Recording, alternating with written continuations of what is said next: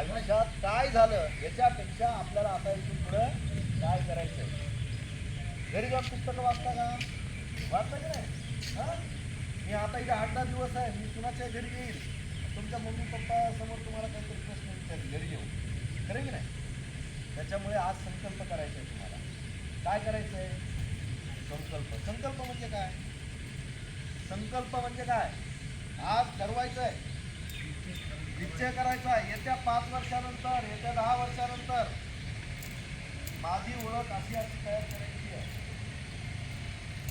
हे जर करत नसतात तर या गोष्टीला काही अर्थ नाही. आणि सगळ्यात वाईट गोष्ट कुणाची माहिती आहे का?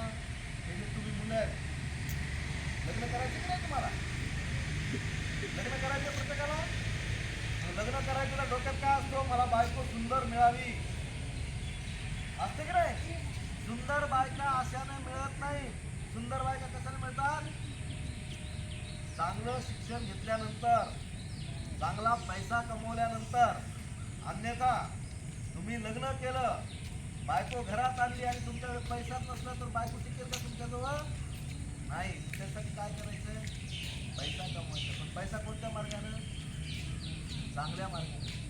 चोरी करून सुद्धा लोक पैसा कमवतात, माहिती का? लोकांची फसवणूक करून सुद्धा लोक पैसा कमवतात.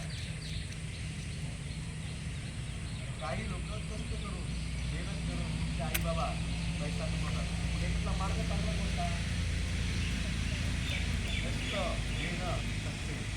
आणि म्हणून आपल्या आई वडिलांच्या आयुष्यात जर बदल घडून आणायचा असेल, तुम्हाला काय करायचं? हा संकल्प करायचा आहे की जूनपासून तुमची शाळा सुरू होणार आहे.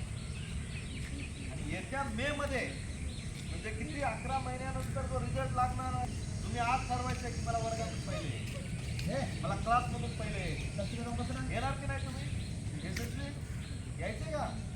अजून तो रिझल्टच मिळाला नाही, मग तू कसं काय ठरवणार? आज घरी गेल्यानंतर रिझल्ट बघायचा, मार्क बघायचे, कोणत्या विषयामध्ये, खरं की नाही? मराठी असतं, हिंदी असतं, इंग्रजी असतं, आणखी कोणता विषय असतो? गणित असतो, भूमिती असते, तुमचा इतिहास असतो, भूगोल असतो, खरं की नाही? आज ठरवायचं आहे घरी जाऊन स्वतःची मार्कशीट पाहायची आणि ठरवायचं आहे मला